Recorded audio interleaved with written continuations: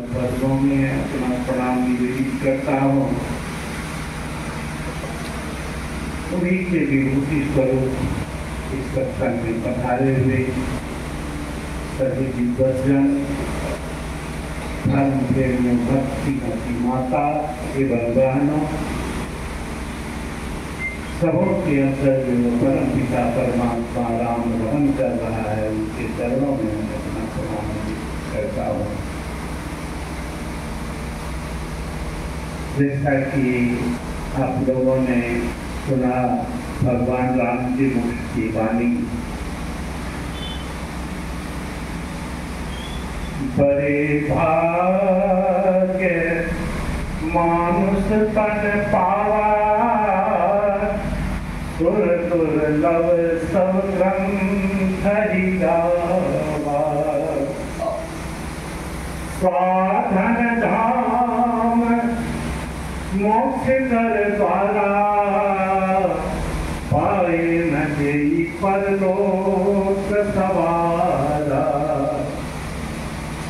तो परत्र दुख पावई, सिर धुल ध्वय कालहि कर्महि ईश्वरी, मिथ्या दोष लगाए। यह मानव शरीर बहुत ही भ्रम करने के बाद हम लोग को मिला है। कहा गया है इस मुस्तल में अद्भुत मूसा, जब से यह संसार बना है तभी से घुसा। आज का यह सत्संग हमारे प्रिय मंजू जी अपने सुपुत्री के जन्मदिन के शुभ अवसर पर इस सत्संग को रखा है, इसलिए उस बच्ची को मैं चाहूँगा जो सब तरह से बुद्धिमान हो, सब तरह से ज्ञानी हो और परमात्मा में अपने जीवन को लगावे।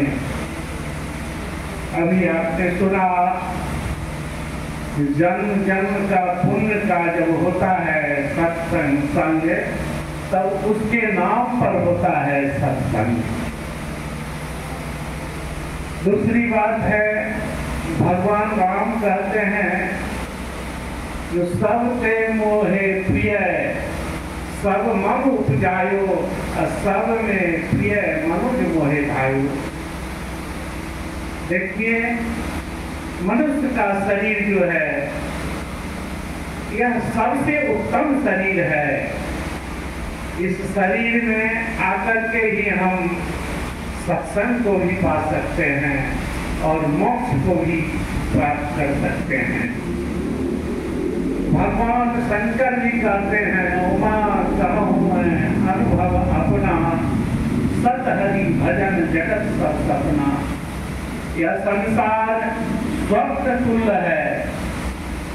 हम आप रात दिन लाख करोड़ जमा करते रहते हैं, हाय बाप करते रहते हैं, धन दौलत। लेकिन जरा विचार करके देखें, जो हमारे साथ आपके साथ यदि जाने को है तो क्या जाएगा? कुछ जाने को नहीं है। अंत में यदि कुछ जाएगा तो वही 30-40 रुपया मीटर का जो कपड़ा है वही हमारे साथ आपके साथ जाने को है। इसीलिए हम आप जगे हुए में जो यह स्वप्न देख रहे हैं, जो सब कुछ हमारा होगा, यह हमारा आपका भ्रम है। जगते हुए हम यह स्वप्न देख रहे हैं। एक संत हुए, उन्होंने कहा, माया मुख जागे सबे, सो सूता कर जान, दरिया जागे ब्रह्म सो जागा परवान। जिन्होंने अपने आप को उर्धगतिवान बनाया, ऊपर उठाया, परमात्मा की ओर लगाया, वही संसार में जगा सब सोया हुआ है।